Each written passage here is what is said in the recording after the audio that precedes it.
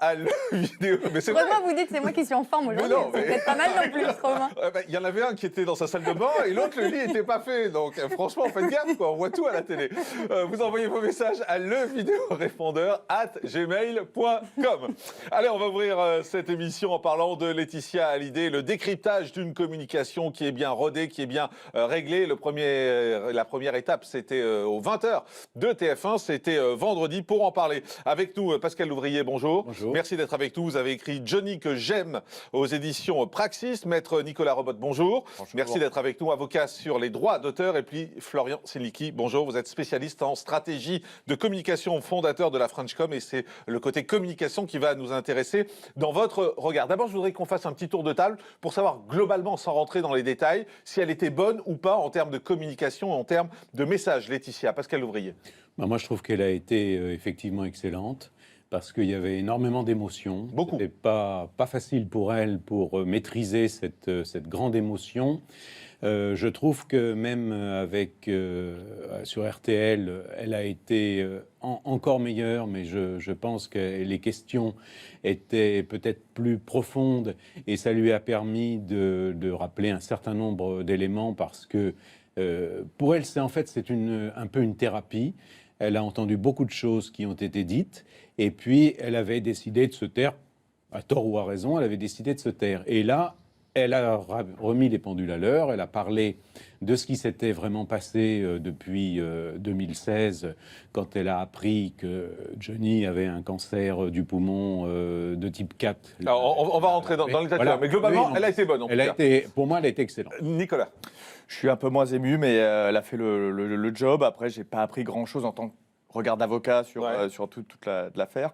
Voilà, j'ai pas appris grand-chose. Florian. Moi, je pense qu'elle aurait pu faire mieux. Je pense d'ailleurs qu'elle a été bien meilleure sur RTL qu'elle ne l'a été sur TF1. Elle y commet moins d'erreurs, mais on va y venir. Alors, on va y venir et on va commencer par poser d'abord les questions autour de cette interview, sur l'organisation de cette interview, puisqu'Anne-Claire Coudray a donné une interview le soir même à nos confrères de LCI où elle expliquait les coulisses de cette interview avec Laetitia. Elle a par exemple expliqué pourquoi l'interview était enregistrée. Alors, c'est en partie pour ça qu'on avait tenu en commun accord avec Laetitia d'enregistrer cette interview. Je crois que le direct lui faisait très très peur. Et moi, j'avais pas envie, pour des raisons d'émotion qui la submergeaient, de la mettre en difficulté sur ce terrain-là, en tout cas. Et surtout... Même si vous n'éludez aucune question. Et j'avais surtout envie qu'on ait le temps d'aborder les questions qui nous tenaient à cœur et qui tenaient à cœur, au cœur des téléspectateurs. Il y a évidemment notamment sur l'héritage. Mais c'est exactement ça. C'est-à-dire que comme on était dans une actualité qui était liée à l'album, il fallait parler de l'album, mais il fallait aussi parler de ce qui avait troublé les Français. Et d'ailleurs, je le lui dis, cette affaire, elle a troublé les Français, troublé les fans. Et donc, pour ces raisons-là, on a décidé d'enregistrer. Et puis, il y a eu des moments où on s'est arrêté parce que c'était compliqué pour elle d'entendre des paroles. Pour tout vous dire, on le laisse. Voilà. Florian Sinlicki, spécialiste en communication, c'était une bonne chose d'enregistrer ? Vous comprenez les arguments d'Anne-Claire Coudray ? Je comprends en tout cas à quel point c'est beaucoup plus confortable quand vous êtes Laetitia Hallyday d'enregistrer parce que ça permet d'abord de mieux mesurer le tempo et de mieux mesurer ce qui est dit. Ça permet aussi d'avoir un recours le cas échéant si vous avez dit quelque chose. Oui, parce qu'il y a eu des arrêts. Disait Anne-Claire Coudray, ce qu'on ne savait pas jusque-là, il y a eu des arrêts, donc ça veut dire qu'il y a des coupes dans l'interview qui ont été faites. Exactement, ça permet une maîtrise de l'image et des messages. Maître Robot ? Non, c'est ça. Il y a quelque chose de très structuré. De toute façon, on sait qu'elle est accompagnée pour communiquer. Et évidemment, le fait d'enregistrer permet justement de contrôler ça. Je ne nie pas l'émotion de Laetitia Hallyday, évidemment, mais il y a quelque chose de très organisé, très rythmé. Alors justement, comment l'interview a-t-elle été préparée ? Écoutez les explications d'Anne-Claire Coudray. Alors, je l'ai rencontrée, Laetitia, mais alors c'était étonnant parce qu'elle n'avait aucune demande. Elle était très ouverte et surtout très demandeuse qu'on lui pose les questions. Elle a souffert de tout ce qu'on a pu dire. Elle a sa vérité. Laura et David ont la leur. Les deux sont totalement légitimes. La justice décidera si oui ou non c'est le droit français ou le droit américain. Mais je crois qu'elle a une sincérité qui, je pense, transparaît. C'est la première chose qui marque. Elle est très touchée. Et puis elle est très forte sur ce qu'elle dit. Après, elle est aussi dans une situation où elle a perdu son mari après 23 ans de vie commune. Elle le dit d'ailleurs, j'ai pas un destin commun, j'ai pas épousé un homme normal, et je pense qu'elle est tellement habitée par cette histoire, par cet amour que c'est compliqué, oui, de tout mettre sur la table. Elle dit quand même beaucoup de choses, et autant Johnny a toujours ouvert sa porte, et c'est pour ça que c'est devenu une star incroyable. C'est parce qu'il a ouvert sa porte, il a réussi ce défi d'exister pour les gens. Oui, effectivement. Un mot, Pascal Louvrier. C'est assez étonnant. Moi, elle m'a surpris cette interview parce qu'on avait beaucoup dit elle parlera pas d'héritage, elle parlera pas de testament. Or, en fait, Claire Coudray a posé toutes les questions et Laetitia a répondu à toutes les questions. Oui, parce qu'il n'y a pas de tabou. Simplement, il y a Mais vous avez vu comment, au début, on disait il y a des questions interdites, on va interdire à Claire Coudray de poser des questions, et ça n'a pas été le cas, en fait. Ça, c'était pour faire monter l'audience. Il y avait rien de tout ça. Il n'y a pas d'interdit avec Laetitia Hallyday. La seule chose, c'est qu'il y a une clause de confidentialité parce que, bon, il y a une affaire avec les avocats, hein, et il faut respecter justement cette clause de confidentialité. Il ne faut pas dire non plus quelque chose où la partie adverse pourrait immédiatement s'emparer du sujet.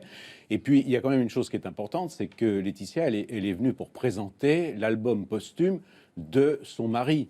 Et quand on écoute la première chanson, par exemple, sur le plateau, alors on en prend plein la gueule, quoi, parce que quand même, comme ça a été rappelé, 23 ans de vie commune avec des hauts, des bas, mais c'est une histoire d'amour. Je ne cesse de le dire depuis le début, mais c'est une histoire d'amour au départ et qui a continué et qui continuera, parce qu'elle est là pour faire durer la mémoire de Johnny, son homme, comme elle le dit.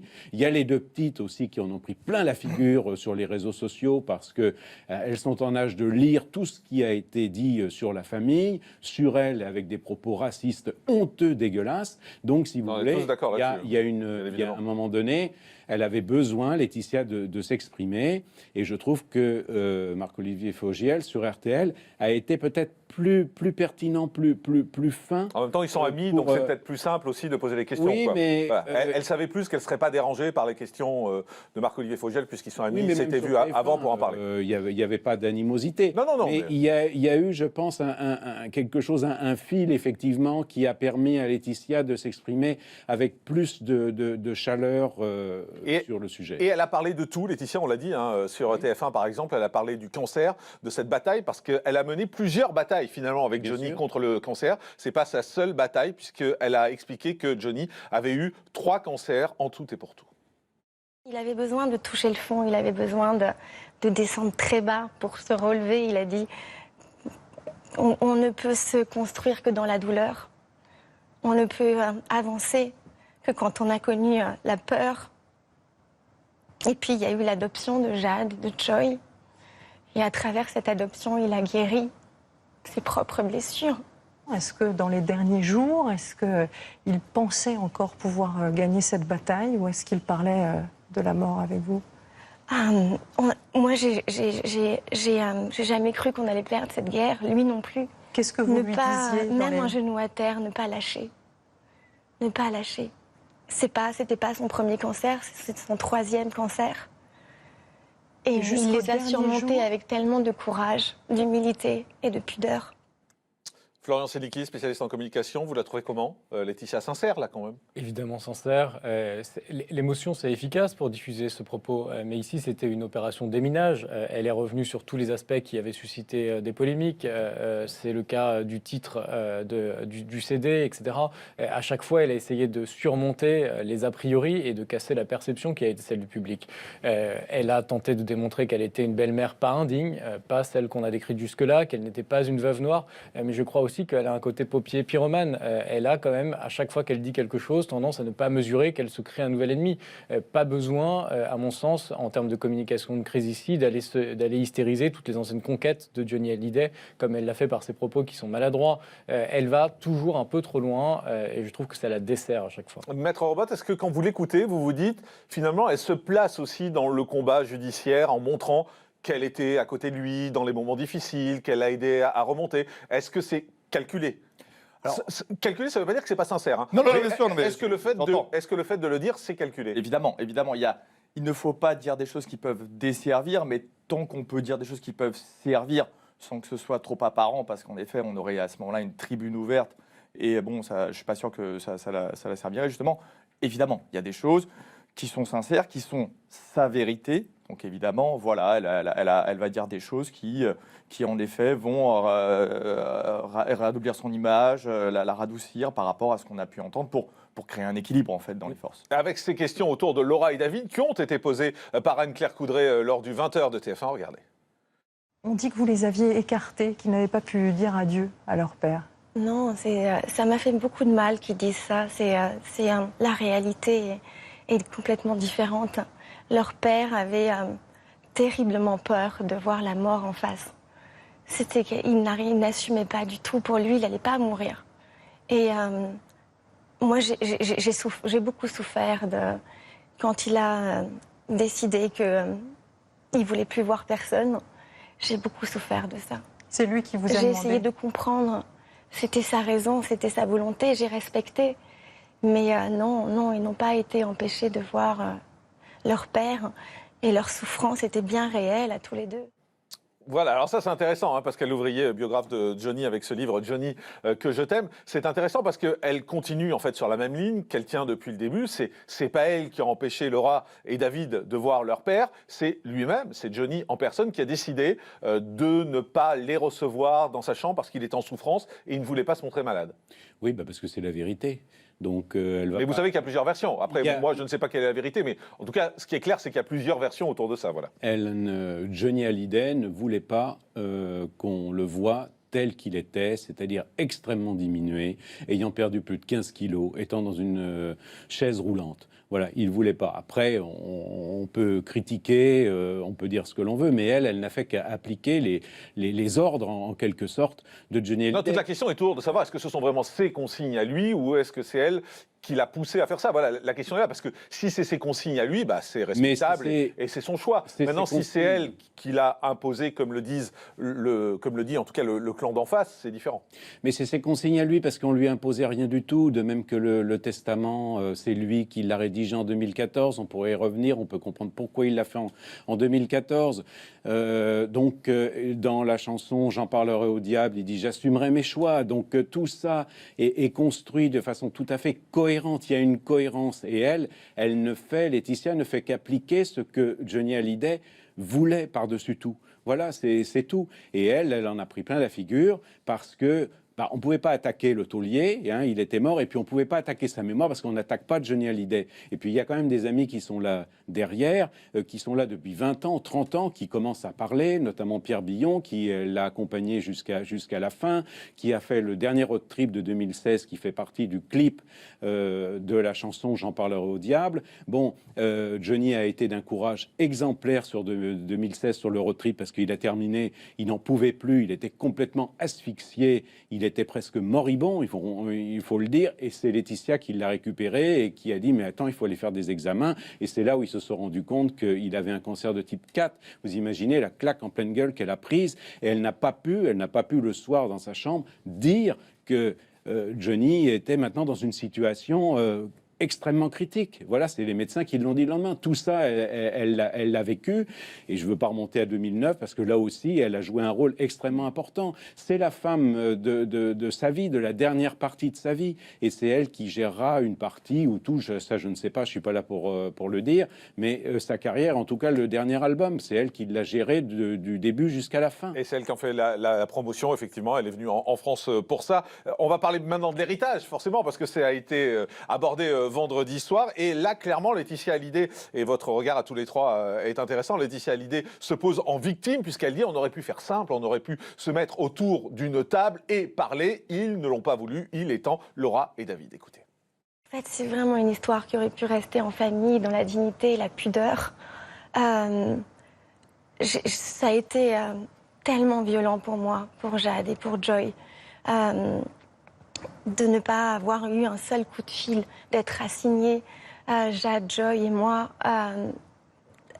d'une telle violence comme ils nous l'ont fait. Et on aurait pu se parler autour d'une table et avec beaucoup d'empathie, de compassion et de tolérance. On est une famille qui s'est construite dans la différence, avec nos défauts, avec nos qualités, avec nos failles et les égos des uns des autres, mais on s'est construit aussi dans l'amour et le respect de l'autre. Maître Nicolas Robot, alors là c'est clair, en fait, elle se positionne en victime avec Jad et Joy. Je suis une victime, en fait, on m'a mis à part, on m'a mis de côté, on m'a tapé dessus. Au lieu d'ouvrir le dialogue, là, on est clairement dans du discours pour le judiciaire. Clairement, on est dans de la vraie com, c'est-à-dire qu'elle s'interroge, elle se dit on aurait pu en rester dans l'intimité, régler ça en famille.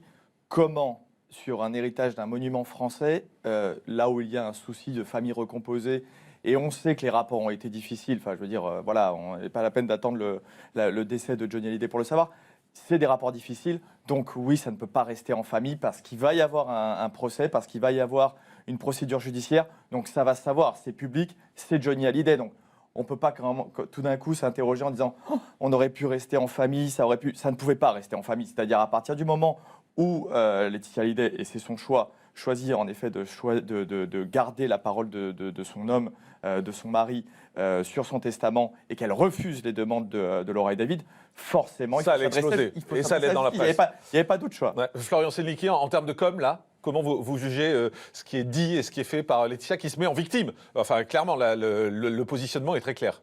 Oui, ce qui est dérangeant et ce qui est presque une erreur à mon sens, c'est qu'elle entame ici uniquement qu'une entreprise de réhabilitation personnelle. Elle veut travailler son image à elle et ça la rend assez faible comme incarnation de l'héritage culturel, musical laissé par Johnny. C'est-à-dire qu'elle n'aurait pas dû, pour vous, se positionner comme ça? Il ne faut pas tout mélanger. Ce sont des interviews où on mélange tout, il n'y a pas de séquençage et on n'a pas arrêté la crise quand il le fallait avec une interview forte uniquement sur ces questions-là et on se retrouve aujourd'hui à devoir répondre systématiquement à toutes ces questions, à raviver la crise en permanence. En fait, pour vous, il aurait fallu régler, si je comprends bien ce que vous me dites, il aurait fallu régler la crise avant la sortie de l'album pour que la promo et l'interview ne se fassent que sur l'album et plus sur la crise. Exactement. Ça. Et là, aujourd'hui, on est en train de tout mélanger. Exactement. Pour conclure, Pascal Louvrier, vous pensez que c'est vraiment une victime, Laetitia, dans cette affaire? Bah, elle est victime d'une certaine façon. Elle est victime surtout, je crois, de la décision de Johnny Hallyday, parce que il avait dit, d'ailleurs, à l'un de ses amis, il lui avait dit, Laetitia va prendre des sauts de merde sur la tête. Donc, je pense que c'est la victime. Voilà, c'est ça. Maintenant, après, c'est toujours facile a posteriori de dire cela. Le 11 décembre, par exemple, les enfants, les aînés, ils savaient très bien que ce qu'il y avait dans le testament. Bon, on va pas la rejouer comme ça aujourd'hui. J'espère sincèrement qu'il y aura... ils vont se mettre à un moment donné autour d'une table et puis que pour la mémoire de Johnny et puis pour tout ce qui va advenir, parce qu'à mon avis, c'est pas le dernier album, il y aura d'autres chansons. Enfin bon, il va perdurer, c'est un monument de la chanson française. Hein, et j'espère qu'à un moment donné, ils se mettront autour d'une table et puis ils essaieront d'être dans la négociation. Et c'est ce que veulent les fans aussi, hein, on les entend régulièrement. Les fans ont envie que ça s'arrête, qu'on revienne à la musique. D'écouter l'album, là, parce que, qui est magnifique, qui est superbe. Et qu'on revienne à la chanson. Merci beaucoup, Pascal Louvrier, d'avoir été avec nous. Johnny, que je t'aime, c'est aux éditions Praxis. Maître Nicolas Robot, spécialiste des droits d'auteur, merci. Avocat d'avoir été avec nous. Et puis Florian Selnicki, merci. Spécialiste en stratégie de communication et fondateur de la Frenchcom.